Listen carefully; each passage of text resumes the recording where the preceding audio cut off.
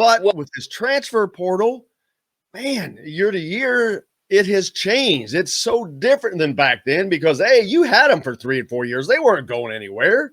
Right. Hell, now you don't know from year to year. Right. Or even in the middle of the year. Some kids hit the transfer portal in the middle of the year. They might transfer out. It's a semester. The thing, everything is so nationwide now that, and especially in college basketball where everybody gets an equal opportunity to win conference titles, to play on the big stage, to compete for a national championship. You can have a guy like a Steph Curry go to a Davidson and they can make a deep tournament run. You can have some of these guys play for these lower programs and say, you know what, I could go to Indiana, be a role player for 2 years and then get my shot. Or I can go, to Southern Illinois and be a starter right away.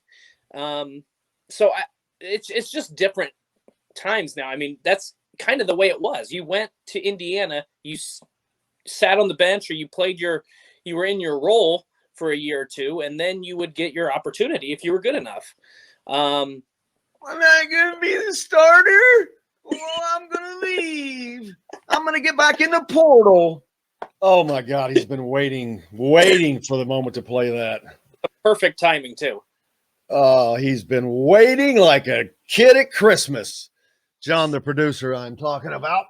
And before I forget, I got to pull this up. I cannot tell you guys how much you get messages all the time, and I respond to about every message I get. I'm pretty positive. If I don't, it's because I missed it. But I got one last night, and daggone phone. Really, really appreciate it. Super nice from a great listener. Oh, man, it's awfully long. Oh, I should have had that thing prepared, but story time. He's in South Florida. Scott Taylor, thank you so much. One of our listeners in South Florida just sent an incredible, and it wasn't the first one he'd sent one before, but really, really, really appreciate you guys and those messages. I wish I could read it, but it was just a great message. Just nice and complimentary. And thank you, brother. I appreciate you down there. He can't listen during the day, but he listens every night. So tonight, when you're listening, we were thinking about you today, man. I'm going to get him a visor out too. I got Donald Singh. I got a visor out too, and some other people, but let's get back to it. What were you saying? That's a great question. I've already lost my train of thought. You threw me off with the kind words, apparently. Yeah, those don't come from me very often, do they? Well, I know we were talking about the transfer portal. I mean, it's just a different time, because if a guy doesn't think he's getting enough minutes, enough exposure, if he doesn't think he's being used the right way in the offense, or whatever the case might be, then he's gone. And we've talked about it before. Tampering is already happening. I mean, all a coach has to do is tell one of his players, hey, say this guy, we got a starting spot for him. And this is in football, this is in basketball. And this is why you're starting to see, the pandemic played it played a lot of a role in the fact that you had 1,700 kids in the transfer portal. That's it. That's crazy to me. 1,800. So it's just Dickie V was on last week talking about he hates the portal. I don't want to say I hate the portal. I hate how easy it is. Who was it? I think it was Rick Bozich who said that his thought on it is that he thinks freshmen should not be allowed to use the portal. Right. I like that idea because it forces you to. Well, and maybe Rick think. Maybe Rick, validated this or talked about it more. I would say that you can, if you're a freshman, maybe even a sophomore, you can enter the portal, but that's where you're going to have to sit out a year. You can transfer, but you're going to have, after your second year or first year, whatever, after you've gone through some hardships, then you can transfer for that one-time rule.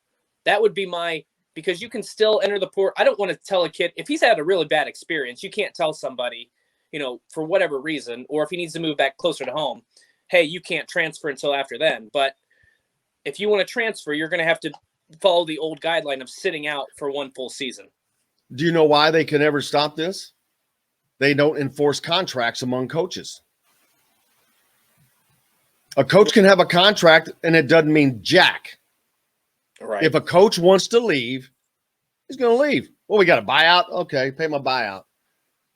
So why should the student athletes be forced to not get paid and adhere to rules that the coaches don't have to? Well, they're about to get paid. That's number one. Number two. Well, I know that's what I'm saying before, but the other thing is Dick Vitale even said this on your show. If a coach leaves, then that's when you can allow the player, if they're a freshman or whatever, you can say, let's let these guys transfer without penalty. I mean, there's going to be no fairness no matter how you dice this up. No, because there's so many things. What if you're playing for Greg Marshall? Or we're playing for Greg Marshall? You want to get the hell out of there. Mm-hmm. So there's that. But tampering by players is rampant. You look at the NBA, well, they have rules. They fine guys. If LeBron James can't go on Twitter and say, yo, KD, come on out to LA. I got a spot for you here. Let's join me. He did that once, and I think it cost him some change. They fine you. You can't fine student athletes. And open tampering, I don't know that they do it openly as much, but everybody just, hey, dude, come over here. Come play with us. Hey, come over here now. Now, with the transfer rule, you could literally build super teams like that without. See, now, I guess maybe it's open. Is it going to equal the playing field for the other schools against the Dukes and Kentuckys and Kansases who were already kind of getting that from Nike and Adidas and all that? They were getting that feed. Well, now so any school can. You happen to have a superstar who knows 6 superstar buddies and convinces them to come over to Howard University. What's to say Howard couldn't always be a powerhouse like that with the transfer rule? Well, I just use them as an example. Right. Well, what I'm interested in too is when you have this many kids enter the transfer portal and you talk about incoming recruits, there's not enough spots. Like some of these kids are gonna have to go down to NAIA Division II, maybe even Division III. Just saw something on an administrator said, hey man, you guys better be careful. The grass is not always greener, and you're exactly right. And so that's where I think because the portal's new, because it's something that players haven't had the opportunity to do, I think it's the new flashy thing. I'm really interested to see what happens in the next 5 years or so.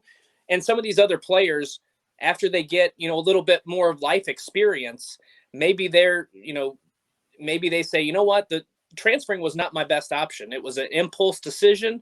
I made the wrong choice. I should have stayed where I was. You never know. And again, I think because of the pandemic, kids not being able to go home, see their families, being on campus an extended period of time, I think that played a huge role in this. So I don't know that we'll see this many next year, but I still think it's going to be a big part of the offseason. I think it's going to be the big part of the offseason for the next 4 or 5 years. I'm interested to see if it continues after that, because you're going to have a lot of players, I think, regretting their decision.